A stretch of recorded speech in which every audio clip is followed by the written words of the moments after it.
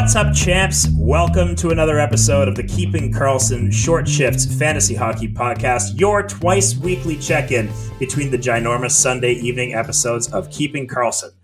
I'm your host, Ryan Downey, and joining me tonight, my pal and yours. Wait a second. It's not Sunday night, but Elan Dubrovsky is joining me in the guest chair today. Elan, what are you doing here? Surprise! Supplies! Did you see UHF? Remember the guy comes out of the closet? He's like, supplies! That's a good movie. Check it out. I recommend it. I'll have to add it to my list. That sounds fun. 80s classic. Yeah, you know what? There's been so many great short shifts happening. I was like, I want to get on. I'm like a petty person. It's like, there's been too many good episodes. I don't want to be left out here. So I'm excited to join you, Ryan. I think it's our first ever show together. I think it is, yeah. I was when you talked to me about this earlier this week, I was wondering, is this a situation where I'm being called up from the minors to the show, or is it you taking a conditioning stint down in the minors? And I guess the listeners can let us know. Let's see how it turns out. And I think we'll have to be careful, Elan, to not just let this devolve into a half-hour plus discussion about just our dynasty team, which I'm so happy I could say our dynasty team. You've changed the name now for Brelon to Brylan or Brylan. I don't really know how we're going to pronounce that, but I'm happy to be involved. And there's a lot, we kind of thought we would design today's show based around kind of our dynasty team and how some of the stories in the NHL today, touch our dynasty team. And we think it'll be kind of relevant for everyone. But let's have a look real quick here, Elan, and you can jump in whenever. This is going to be kind of unstructured. Let's look at how things are going. We're facing the Rambling Unicorns in the semifinals. I mean, yeah, it's very exciting. I got it just for a second. And I know people are going to be like, we don't care about your dynasty team. Too bad. It's our show. But we'll try to make it good. But yeah, we're in the semis of the Keeping Karlsson Dynasty League against the Rambling Unicorns. Also, Ryan, I also clinched the semis for the Cupful. So this is a rare opportunity for me to, by 1 point, after I ended that last Sunday show, I sweated so much. That Hofer shutout, Joel Hofer, my new hero, got me ahead by a point, and then my opponent had Noah Hannafin, who had scored a goal earlier in that game, which had put me behind, where I was like, what the hell? Noah Hannafin? First goal since December, whatever. I was so nervous for this last 10 minutes of that Vegas game. I had to leave the house. I went outside. I was walking around. I even couldn't, I was staring at my phone. I was like, I need to, I ran. I was running down the streets of Toronto at around midnight, just trying to get my energy, just trying to kill time in a way that I didn't have a heart attack. But it was very exciting. I won, and now this week I don't have to sweat, which is good because I'm losing. I get to just load up for the semis. I'm definitely excited to also tell the listeners here, we're going to try to do this as a short shift, and it's definitely not going to be successful. But I've made a couple moves in anticipation of the upcoming semifinals, so not next week, but the week after. Which is a very interesting week for fantasy. So this can be also a mini matchup maximizer. I'm looking forward to sharing some of my moves and maybe getting your take on if you agree, and maybe that can also be some tips for other people. But okay, you're the host. Tell us where we're going, Ryan. Yeah, well, we'll get to that for sure, and I definitely do have some things to say about Joel Hofer, but we'll get to that later in the episode. We wanted to start here. There's not a whole lot going on in the NHL as of 8:05 p.m. Eastern Time, which is when we're recording this. But we do have so far Calgary, a member of our team who we've found a lot of utility for so far this year, Adam Klapka. That's where we're starting. That's where we're starting. We're starting there. He's been a big hitter for us this year. He's had a great hits stat today already. He has 2 hits, and he's contributed an assist. We're kind of happy to see that, because otherwise it's just a lot of schmoles from some of these players. Elan, not much going on in Calgary today, but do you have anything to share about how things are going over there? Yeah, well, first of all, I think I want to make a correction. Brian and I on Sunday, I brought up how Calgary, now that they've traded Uyghur and Kadri, it was just kind of like, I don't think there's anyone valuable. And you know what? That was wrong. Blake Coleman has been pretty darn useful in Cupful. And so that's probably our top fantasy contributor on the Calgary Flames. One guy who's definitely not a contributor is Zayne Parekh, who I know some people were like, oh, Uyghur's traded, maybe Parekh top power play. And Brian were like, even if Parekh is top power play, you can't really expect too much. But now he's not even top power play. He's actually being scratched today in this game against New Jersey, and we saw they were running a 5-forward top power play in their last game. Though it looked like a pretty even split. So in that game, Parekh did get some power play time, but if it wasn't obvious already, like, I know, Ryan, you're the dynasty prospect expert. I'm sure you have great things to say about Zayne Parekh and his value years from now. Maybe now's a good time to buy low. I don't know. But for this season, I have zero interest. Elan, I'm with you, and actually, I'm not the highest on Zayne Parekh. Listeners to the Fantasy Hockey Life podcast will know that I am of the three hosts, Victor, Jesse, and myself. I'm kind of the lowest on Zayne Parekh. I just kind of think that we saw what he is in the World Juniors this year, and that is obviously an incredible offensive threat. You cannot deny when he just like loads up that wrist shot and just with the flick of a wrist, he can put it at anywhere on the net. That's incredible, and that's something that's very special. But his defensive impact is non-existent.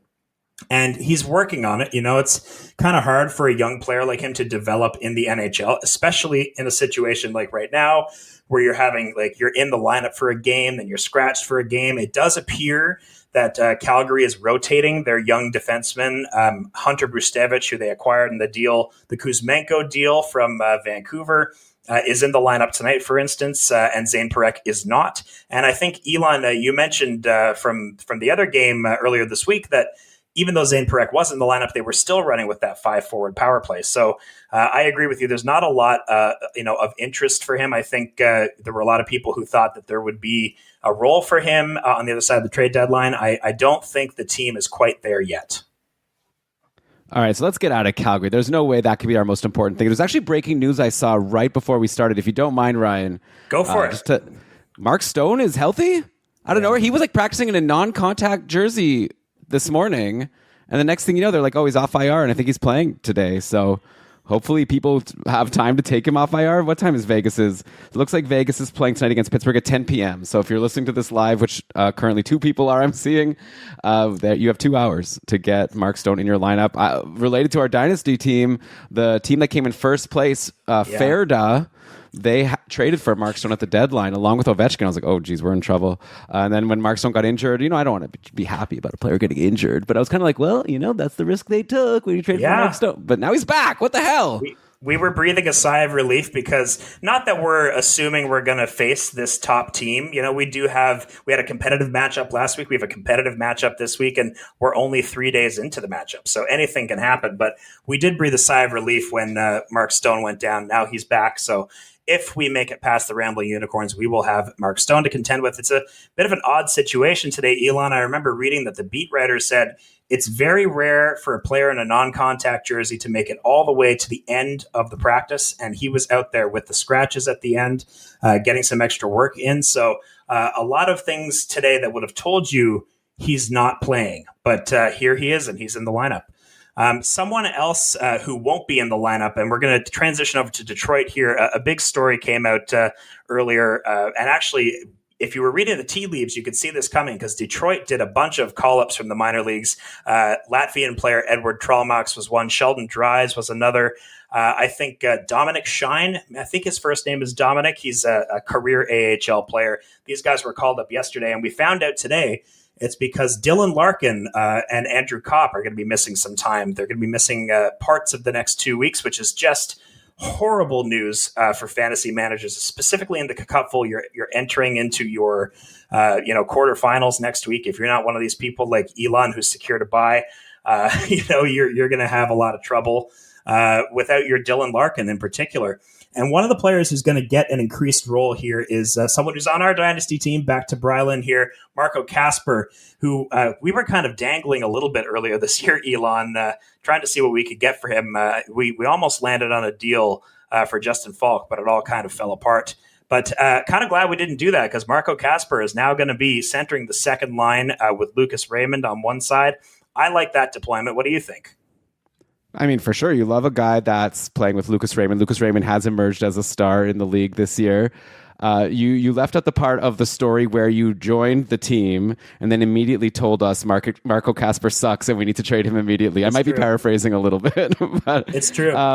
we came close, but he's been a solid contributor. Like, he doesn't have many points. Like last year, we saw a bit of a run where like, oh, maybe he's more than we thought he'd be. But at least contributing with the hits, contributing with some shots, and I guess we'll see. Like as time goes on, the guy is only 21 years old, so we'll see if he can stick in the top 6 long term. I imagine you don't expect that, but for now, anyways, he might be a guy to look at. It's hard to say, right? Like, he has a very appealing play style. He goes to the net, he hits, he's fast, he plays with pace. All of those things I really like. But there is an offensive limitation to his game, I think, that is something that certainly he could develop past. But ultimately, I don't think that it's going to be, he's not going to be like the 60-point guy long term. I think maybe, eventually he'll be that third line center, 40 points, 45 points in a season with great bash. That's kind of what I think about Kasper.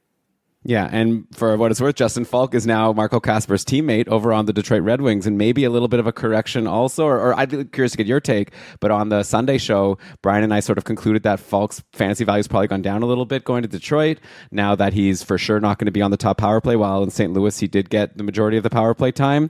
In his first game, he didn't get a point, but he had 3 shots and 4 hits for Detroit, and then the next game against Florida, a goal and an assist. We'll see how it turns out today. It's currently 1-0 for Tampa Bay against Detroit midway through that game, but it looks like Faulk is being used a lot and is showing some offense. So I guess there is something to be said for just going to a team that's pretty good. So I guess we'll see how he shakes out, but maybe don't rush to drop Justin Faulk based on what Brian and I said on Sunday, if you still have him.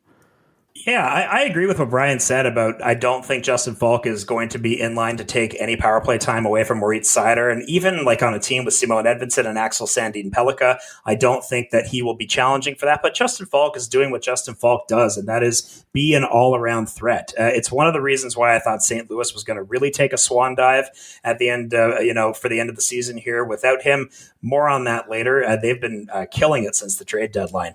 But yeah, Faulk is doing kind of what we expect of him, contributing in multiple categories. And sometimes the best ability is availability, Elan. And I'll use that to transition to a guy who, and I'm going to give you an opportunity here to take a victory lap.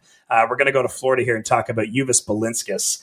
He's not a huge pedigree guy. We've been over this a lot. You've been over this with Brian a lot on the Mega Show. But, we suggested, me and Brian were kind of more on the side of adding Balinskis because he was filling in for Seth Jones. He had that power play role. There was a lot of injuries in Florida. We thought that there might be something. He's been pretty much useless for us. I think actually when he got injured, not that we want to celebrate the injury, but we were happy we could stash him away on the IR. So go ahead. You can take your moment here to say that you were right about Uvis Balinskis. I mean, I'd rather take a victory lap over like saying someone was good than but yeah, I think on the podcast at one point I was just like, Brian, why do we keep talking about Uvis Balinskis? He's nothing. And so yeah, he's been nothing. And now he's injured, which is like Florida has had some bad hot take here. Florida's had some bad luck with injuries this year. I think they might be a better team than their record if everyone was healthy. I saw a tweet today about how they were, even with Tkachuk and Barkov out, they were right in the playoff mix, and then Seth Jones got injured, and that seemed to be the thing that really killed them. And after that, they went on a bit of a losing skid, and now they're going to be out of it. They'll probably be, we'll see. If everyone can be healthy, I think they'll still be a very dangerous team next year. But yeah, Balinskis isn't someone that I'm especially interested in. They also have some injuries today. I see Lundell is out of the lineup. So who knows? At this point, I would be a little nervous about depending on a Florida guy. Reinhart missed the last game. I wonder if they're just now that they know that they don't really have anything to play for, why risk? I think they've got next year's in their sights, and they just want to make sure they don't run anybody into the ground here. So I don't know. I'd be a little bit nervous. We do have Matthew Tkachuk in our dynasty. I hope he'll stick around. Well, there's that theory going around that they're kind of stealth tanking. There was that time last week where Tarasov got 2 games in a row, and you're wondering why Bobrovsky didn't get in there. Honestly, with how Bobrovsky's been playing this year, I think he might be helpful towards their mission to tanking.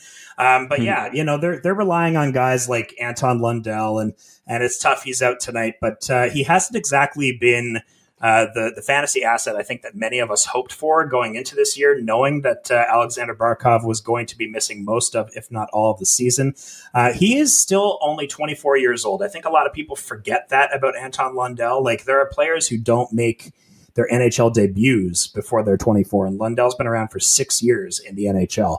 And this year he had about the leap that you would expect as a 24-year-old taking on the top center role in the team for the bulk of the season. Personally, I wish he was more of a 70-point guy instead of the 60-point guy. And I think it's possible we could see some regression next season on him when Barkov is back taking the prime deployment. But, and the other thing I noticed just looking into him today, he's been a very consistent 2 shots per game guy in his career. And he has a not bad shooting percentage hovering around 10%. So if he shot just a little bit more, he might actually get to that 70-point plateau. But it just unfortunately is not really his game. And he's one of those guys, too, that when we have the opportunity to put him on IR for a reset, an IR vacation, it's not the worst thing in the world. Yeah, I really did think Lundell was going to be primed for a breakout. I think a lot of people did. They thought like when Barkov was hurt, it was like, okay, it's Lundell time. And he had a good stretch. He's rostered in like the majority of a couple divisions, but I think we're at a point now where you may just want to consider dropping him. Now he's injured, so you don't have to. But assuming he comes back the next game, we're looking at a guy who has only 1 goal and no assists in his last 6 games. And I don't see like a huge reason to expect a breakout from Lundell to the end of the season. So depending on your situation, I think he's someone that you could consider letting go. And Ryan, with Anton Lundell going into our IR, it did open up a spot on our dynasty team for us to play an extra guy from our minors. And there's a guy that we haven't played much this year, but I'm kind of excited to get him in our lineup. Calum Ritchie from the New York Islanders, former prospect of the Avs that they traded to get Brock Nelson. All of a sudden, after the trade deadline, Ritchie is getting some pretty prime deployment. Like just for today's game for the Islanders, I saw in the practice lines, Ritchie was playing on a line with Horvat and Heineman, which I guess you can call the top line, unless you want to call the Barzal, Shen, Palat line the top line, but top 6 for sure, playing with Horvat. Also top power play with Horvat, Shen, Barzal, and Schaefer, so that's pretty sweet. Also, Calum Ritchie has been producing a little bit. He had a goal and an assist in his last game. I think a goal the game before that, or assist the game before that. So all of a sudden, like, it's been a pretty quiet season overall for Ritchie, but I wonder if he can be the type of guy that takes advantage of a little increased deployment and sees this as an audition to maybe maintain a top 6 role going into next season. So I'm pretty excited to see what Calum Ritchie can do for the rest of the season. I do wonder if even in a league like the Cupful, he's someone that people should start targeting if, let's say, Braden Shen is been taken. Yeah, I think he's interesting. I was saying a lot last year that Calum Ritchie, as part of that Brock Nelson trade, was kind of New York just replacing Brock Nelson. It's not going to happen right away, certainly, but give him a couple of years and he could fill that second line center role in New York. And right now he's not in that role. He's actually on the top line, like you said. And so I don't think that he will start producing like Brock Nelson, who could right now with how good that guy's playing. But I'm interested in him as part of this deployment, certainly. And it's not just actually Elan since the trade deadline.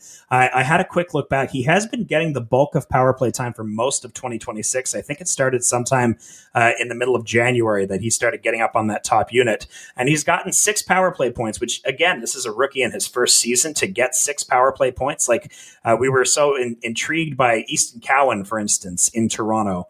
And some of us maybe were, we need something to grasp onto, Elan, in Toronto. Calum Ritchie is doing a lot better than him. So I'm definitely interested in Calum Ritchie. And another guy that I'm interested in actually coming up right now is Jakub Fowler. He's a Montreal Canadiens goaltender, just called up yesterday from Laval. And Martin St. Louis said this about the decision to call him up. And this is actually more telling, I think, about Montembeault than anything else. I think this being the decision to call up Jakub Fowler is the best decision for the game tonight. And he was right. Yesterday's game would not have been won without Jakub Fowler, especially that last 5 minutes. He effectively, just destroyed the competition, and they were really throwing everything at him. So it's very exciting to watch. And it looks like I think they've probably given up on Montembeault at this point. They have good reason to. Montembeault has 4 really bad starts in his last 5 games. All of those are losses.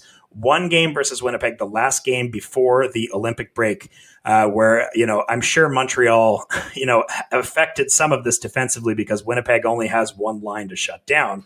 He had a good game in the 970s for the save percentage there, but hasn't otherwise cracked an 850 since mid-January. This is good for us, Elan, on our dynasty team because we have Jakub Dobes. You think he's going to take some starts? I see you're kind of cringing a little bit. I don't know if he's going to take starts yet. I feel like I liked it better when it was Dobes and Montembeault, and Dobes was kind of getting more of the starts because we were seeing that St. Louis doesn't trust Montembeault. Now, after Fowler's good game yesterday, why would the Habs lean on Dobes necessarily? Maybe they'll just go 50-50 with Dobes and Fowler for a little bit. So I think that maybe the people who have been leaning on Dobes need to be a little bit nervous. I mean, Fowler had a great game. Like you said, it was a back-to-back. The Habs have another back-to-back this weekend, so I'd imagine they'll each get a game there. And then going into your fantasy playoffs next week, I don't know if it's a sure thing that you're getting more than every second game from Jakub Dobes. But of course, on the flip side, if every second game is valuable to you, then check out Jacob Fowler over in free agency.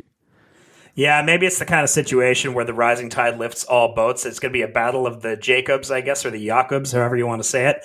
But I hope that maybe Dobes raises his level because he now has a great competitor who's also going to try and split the net with him. And I will just share for the people who are watching live, the McDonald's in Canada has the Stars and Sticks meal, and you get a little hockey stick in a box from one of the Stars. You could pick from Makar or McKinnon. There's great players. Crosby, I think, has one. Look at the one I got, Elan. This is a Sam Montembeault Stars and Sticks. I almost threw this in the garbage when I got it. I wonder when they came up with their lineup for who was going to be available for this promotion, because it's been a while since Sam Montembeault. I know last year we were talking about Sam Montembeault maybe being an Olympic goalie for Team Canada, but now we'll see if he has a job in the NHL next year. I'm so depressed. I'm going to throw this away. Hopefully you hear that on my microphone. I just threw it across the room. And I'm going to talk about one of my favorite players before we head into the break here, and that is Igor Chernyshov, a left winger for the San Jose Sharks. He's been called up once again from the Barracuda. 33rd overall pick in 2024 has been one of the most impressive rookie stories of the year, in my opinion. Through 41 AHL games with the Barracuda, he has 33 points. And since being sent back down in January for some odd reason, he has added 10 points in 16 games. His first recall to the Sharks produced 3 goals and 8 points in 15 games on Macklin Celebrini's wing. And with William Eklund out of the lineup day to day, he is coming up to take his spot. His production has remained consistent, Elan, no matter which league context he's playing in.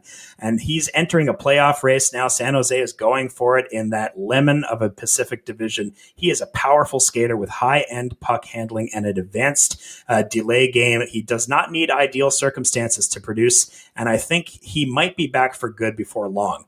I don't know if he's playing tonight. I know that he was going to meet the team in Boston, and it's actually still unclear to me where he will slot in the lineup. But I'd love to see him with one of Celebrini or Misa. And he should stay even when everyone is healthy, in my opinion. Yeah, I mean, Graf has been doing okay with Celebrini and Smith, and then Misa's been playing on a line with Toffoli and Eklund, so I don't know if Chernyshov has a spot in the top 6 right now. Also, Kiefer Sherwood has been scoring some goals. San Jose, like you said, like in a playoff spot. I guess we'll see how Chernyshov slots into the lineup. He's not someone I'd be jumping on in a one-year league, but yeah, I know you love him, so I'll definitely be watching and seeing how it shakes out. I know that you were excited about him back when he was playing with Celebrini on that top line. So if that happens, then obviously you jump on him. Yeah, how could you not be excited? And I'm going to be excited now because we're going to take a break. This is going to be a long shift, I fear, but we're going to take a break to try and mitigate that. You're listening to Short Shifts.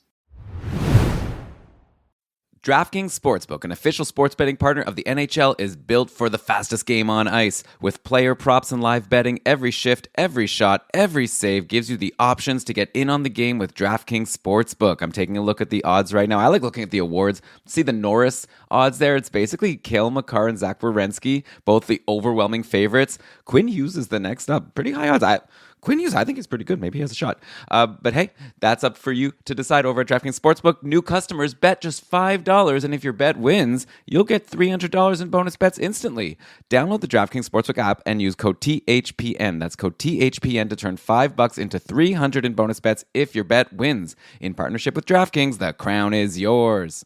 Gambling problem? Call 1-800-GAMBLER. New York, call 877-8-HOPE-NY or text HOPE-NY. Connecticut, call 888-897-897-7777 or visit ccpg.org. On behalf of Boot Hill Casino in Kansas, wager tax pass-through may apply in Illinois. 21 plus in most states. Void in Ontario. Restrictions apply. Bet must win to receive bonus bets which expire in 7 days. Minimum odds required. For additional terms and responsible gaming resources, see dkng.co/audio. Limited time offer. Copyright 2026. NHL. All rights reserved.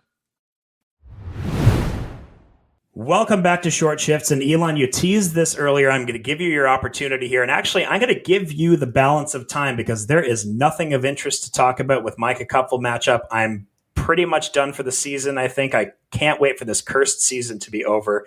A bad draft put me behind right from the beginning. And so I'm going to give you all the time to talk about some of those moves that you made in Kupfel. And maybe that'll lead us to some interesting discussion topics here. Yeah, I think so. I'll be curious to get your thoughts, obviously. By the way, I had a season where I came in 13th place in Tier 1, I think 3 seasons ago. It was a bit demoralizing, but it's also, you know what? That's fantasy hockey, and I'm sure you'll come back strong next year. I think the following year, I barely missed the playoffs, and then the following year after that, I made the playoffs, and now this year I'm going to win. So there you go. That's going to be hopefully your future. Maybe you'll just have a straight-up win next year. But, okay, I added, as soon as I found out that I had clinched that bye when I was running down the streets of Toronto and I saw that the time ended in that game, I set an alarm for myself to wake up at 3 a.m. to add Gabe Perreault because New York has that incredible schedule in the semifinals. It's kind of similar to this week's schedule where it's just like a very busy Tuesday, Thursday, Saturday in a couple of weeks, and then not many teams playing on off days, but the Rangers somehow, like in this desert of available teams with people you can add, the Rangers go Monday, Wednesday, Friday, Sunday, the only team like with anything even close to, you know, as a good schedule. So you just want to target any Ranger and saw Gabe Perreault, well, top line, top power play, like why not jump on this guy? And I didn't expect him to actually be such a useful guy in terms of like maybe he's just worth holding regardless of schedule. But Gabe Perreault this week played Monday, Tuesday, had a goal and assist versus Philly, 2 assists versus Calgary. Looks like the Rangers are playing Winnipeg today, so we'll see. But all of a sudden, I know he's been a high pedigree guy for a long time, and I guess now he's getting his opportunity. Trocheck's back in the lineup, but I see Gabe Perreault still holding a top power play spot. So this could be a guy that I think 100% you need to grab for his good playoff schedule. But I think, I might have been recommending him regardless. Yeah, I mean, I told you that this was a great move earlier today when we talked about it. I still think that he's been incredible so far. He's a player with a very high draft pedigree. Let's not forget, he was taken in the first round, and he's been a part of this New York Rangers supporting cast at points throughout this year, but now he's a featured player. And I find, Elan, that this always happens with the teams that have the kind of big sell-off at the trade deadline, or maybe they have a big like deadline rumors, like they were talking about Trocheck and where's he going to go? And I think a lot of the other guys on the team are like, hey, this team is more than just one player, and you get your opportunity to kind of show something. Lafreniere is the perfect example here. 6 goals and 4 assists in his last 7 games, and somehow sitting at just 29% ownership on Yahoo. That's a significant disconnect, and that's your window. If you're in a Yahoo league that's not Kupfel, he's 100% owned, but you could grab yourself a Lafreniere. Perreault, like you mentioned earlier, he's 80% owned in Kupfel, just 3% on Yahoo, 7 points in 7 games, and that's someone playing for a roster spot that you want on your team, especially with their upcoming schedule. Vlad Gavrikov on the back end has been excellent. 6 points from the blue line in recent games, 8% owned on Yahoo. And we all know defensemen who can put up 6 points in 7 games are well worth a look. And there's one person left we haven't mentioned. This is a guy who hasn't been a Ranger for very long, claimed on waivers from the Seattle Kraken, Ty Karcha, who is 2% owned in a couple, 0% on Yahoo, 4 points in 6 games, playing for a job in the NHL. He has no ownership across most fantasy leagues, and that is real production that can help you in your fantasy playoffs. He's motivated. He wants to try and get a job on the Rangers for next season, and there's plenty to go around. So I would be trying to stash this guy in Dynasty. I would be trying to get this guy in your redraft league and a good streaming week. Lots of great stuff going on in New York. He is available in our Dynasty league. Maybe I should have said that off the air. I'm editing that out. That's only for the live show people. There you go.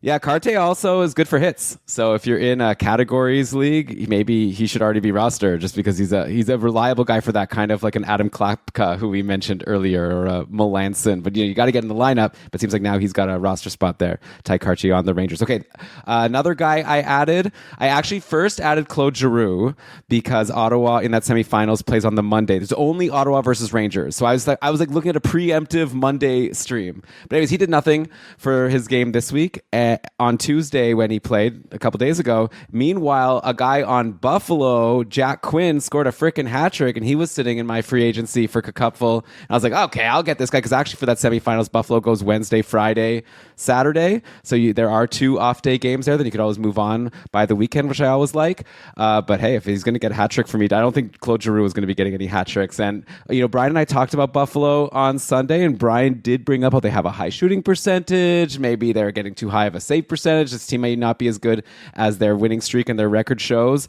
So maybe Jack Quinn won't be scoring so many goals for me, but I'm hoping he'll have a couple for me in that semifinals. He's been pretty good. There's probably a bunch of Buffalo Sabres I could bring up to you to get your take on, but obviously since I added him, I'd be curious to know what you think about what Jack Quinn has been doing lately. Yeah, I like Jack Quinn. I like Buffalo as a whole. I kind of see where Brian is coming from, saying that Buffalo is a bit of a paper tiger. I don't necessarily think that they will be swept in the first round like he was suggesting. I like them against any number of teams that they could be facing, whether it's Columbus, Pittsburgh, Detroit, Boston, New York, or even Ottawa, like you mentioned.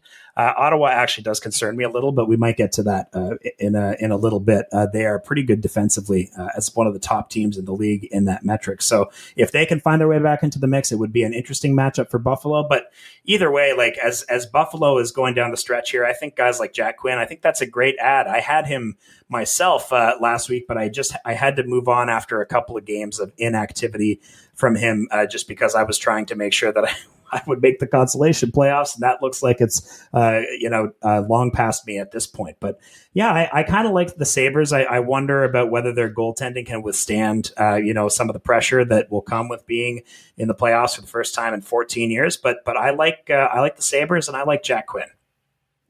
And then one guy that I didn't add, but I feel like we just need to mention quickly, newly acquired by the Columbus Blue Jackets, Conor Garland, has 2 straight games where he's scored 2 goals going into today. It's right now 1-0 after 2 periods against Florida. No goals so far today, but it was also 6 shots in that last game versus Tampa where Columbus won 5-2. Garland's still in free agency in my couple division. Not a great schedule for the playoffs. That's why I passed so far, but if you come on now and say like Conor Garland was just like on this trash team, now he's been freed, and clearly we're seeing the goal scoring acumen. I know Lewis talked about him on Tuesday and said that he's not like in love with his deployment because he doesn't get top power play, unlike Charlie Coyle. A great show, by the way, on Tuesday, Lewis. Just curious to get your take on Conor Garland and this run he's on his new team.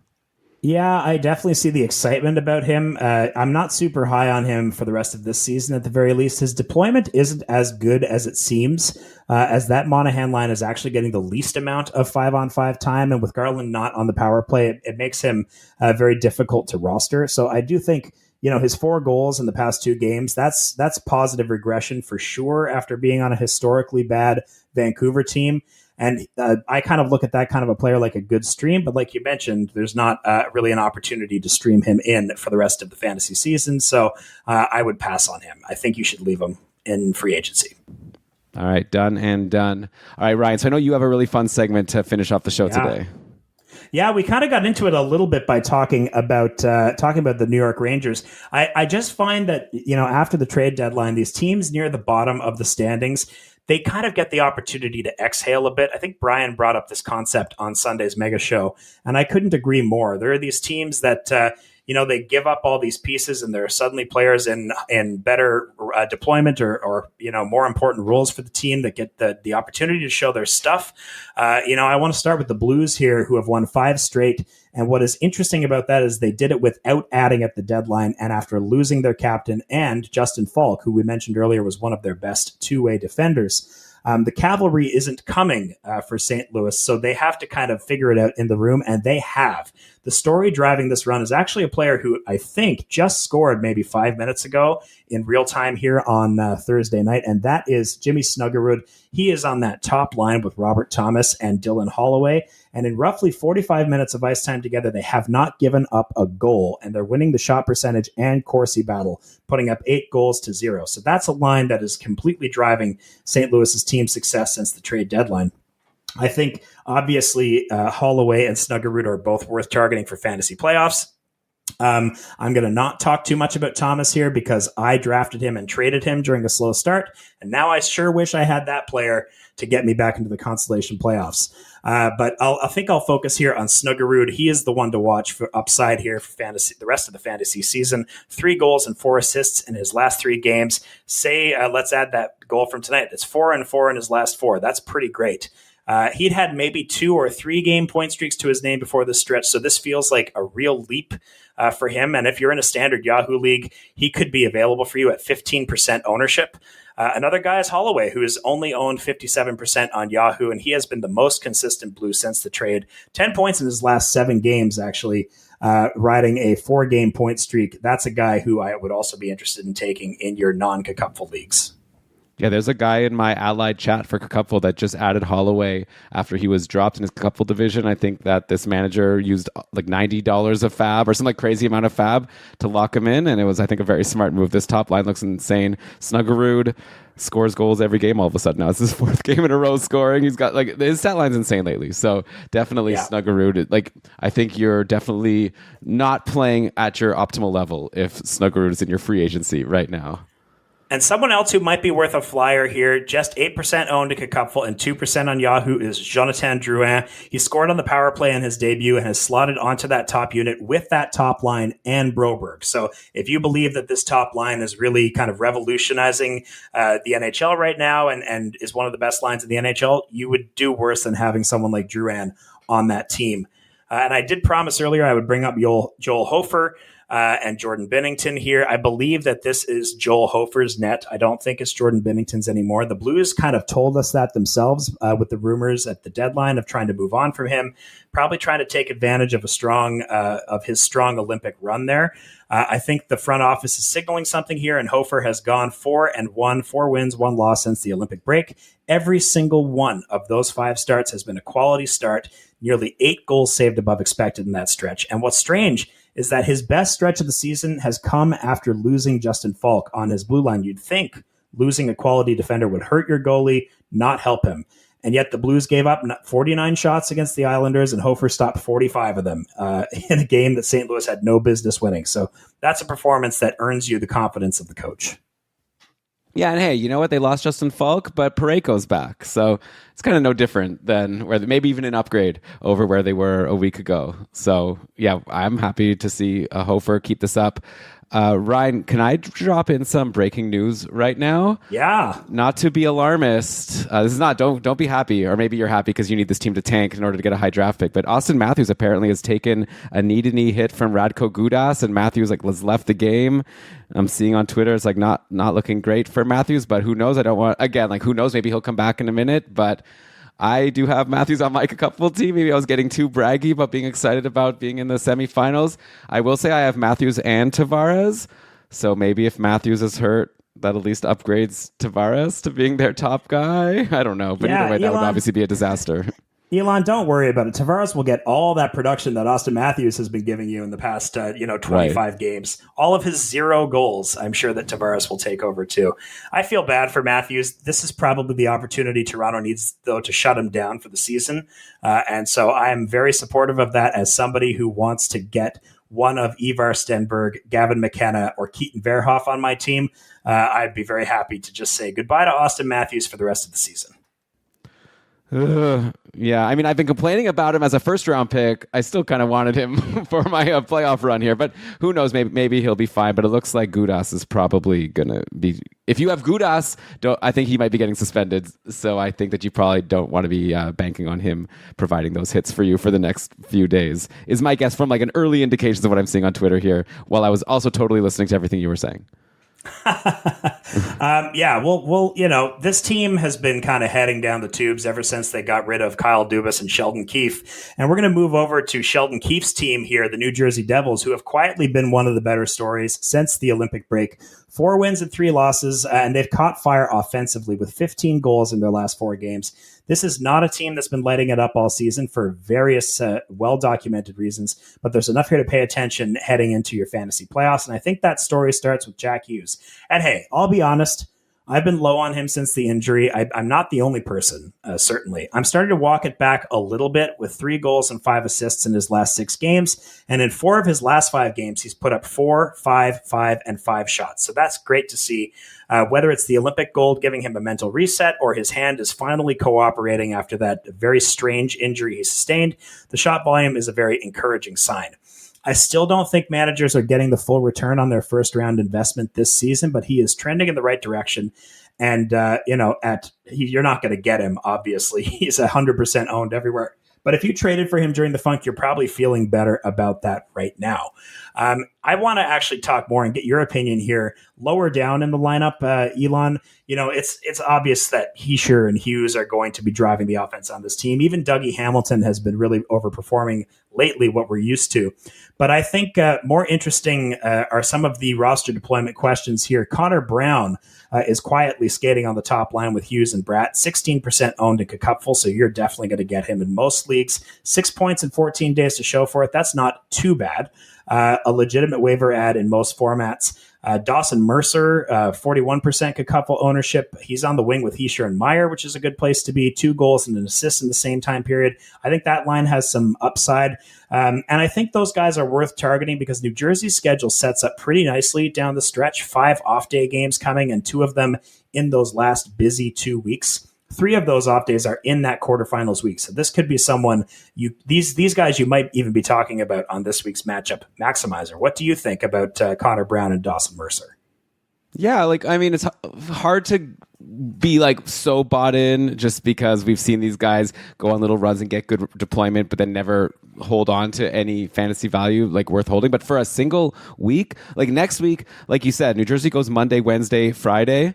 So if you can fit them in for all 3 of those days, which I'm sure you can since they're not super busy days, that's pretty good. A 3-game stream from someone in the top 6 on New Jersey, either Brown or Mercer, and then you drop them for the weekend and you can switch to someone else if you're desperate or if they're doing really well. Obviously, you can decide you want to hold on. So I think it's a really good pick, and I'll probably be mentioning both those guys for Matchup Maximizer. So yeah, why not go and maybe preemptively add them if you know that you're making your quarterfinals. And I'll give you one more that you might want to talk about. Depending on the deployment here, this is kind of hold and monitor. It's Arseny Griciuk. He put up 2 goals and 2 assists skating on Jack Hughes' wing from February 28th to March 8th before getting bumped to the third line.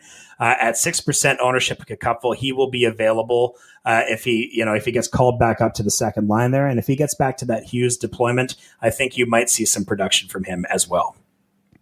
Yeah, I am just confirming that Connor Brown's been on the top power play today, along with his line with Bratt and Hughes. So it's okay, now I'm especially interested in Connor Brown. The thing is this could change on a dime. Calgary is beating New Jersey right now. Who knows if they're this isn't working? Throw it in the blender. But yeah, Griciuk way down on my list. I know he's a guy that people have been excited about for dynasty leagues, and we'll see if maybe one day. But for this year, I think my order would definitely be at this point Brown, Mercer, Griciuk. If you want to get in on that Monday, Wednesday, Friday to start next week. And I just want to talk about one more hot streak, just while we're talking about, players getting great deployment with superstars. I noticed earlier today that Vasily Podkolzin has made his way back onto the second line with Leon Draisaitl in Edmonton. 3 goals in his last 6 games. I brought him up last week. The number that matters most isn't the goal total, though. It's the line. And skating on Draisaitl's wing is not a depth role. It's one of the 2 or 3 most valuable deployments in the entire league for a winger. Podkolzin has always had the compete level and the shot to produce in a top 6 spot. The question is whether he gets the opportunity, and right now he seems to have it. So if he's available in your league, you should try and grab him before someone else does. Edmonton is really looking for any quality outside of those top 2 or 3 players that they have, and I think Podkolzin is one of the guys that can provide that. Yeah, I remember when I was searching for Conor Garland and what people were saying about him. There are some angry Canucks fans tweeting about why are all of our guys scoring goals as soon as they go to another team? And I know that Podkolzin is someone who the Canucks gave up on, and now he's looking even if he's not necessarily going to be a big goal scorer, though I do like his contributions recently playing with Draisaitl, but it seems like Podkolzin's a really solid NHLer for the Oilers. So usually, we're making fun of the Oilers for making bad decisions with their prospects and draft picks and whatnot, but looks like at least in this case, they made a smart move getting Podkolzin for nothing from the Vancouver Canucks. And I know we're cruising towards a long shift here, Elan, but I want to balance out here. I want to balance. Don't blame me then. I was ready to end it now. So if you want, it's not my fault. It's a long shift, but I'm down. I have no plan. This is all stuff that you wanted to talk about, and I think especially now with this Austin Matthews injury in Toronto, I think you can call Morgan Rielly a snoozer with 1 goal in his last 8 games, 7 points, Elan, since the calendar turned to January of 2026. He'll turn 32 in March, and this might quietly be the worst season of his career by points rate. Rielly owners have been holding out hope that the power play production bails him out, but especially now with him off of the top power play and Oliver Ekman-Larsson on there, and with no Austin Matthews, this is not a player you want to hold on to for your fantasy playoff race. If you're leaning on Rielly to anchor your blue line, you'd best not. This is the week to make a contingency plan. Yeah, well, also Toronto plays only 3 games in each of the next 3 weeks, which is the lowest possible that you can get. So you're not getting a lot of games. Obviously, it depends who else is out there, but yeah, I don't see a big reason to expect much from Morgan Rielly, especially for as long as he's off the top power play, and yeah, maybe even more so, especially if Austin Matthews is going to be out of the lineup, which we're all going to have to wait until probably a few hours from now to find out, or maybe tomorrow. But Ryan, I think that's it, right? That's our show plan. That's it. This has been a blast. To get through. It's been great. It's so fun to be talking to you in this context. It kind of felt like we were out at the bar. We won't dox ourselves, but we were at a bar in Toronto on Saturday night chopping it up, and you were stressing out, and I was just kind of vibing because I don't really care about Toronto or my fantasy season anymore. Well, we got our dynasty team. We do, and that is going to be the main thing I focus on in the next, in the next couple weeks.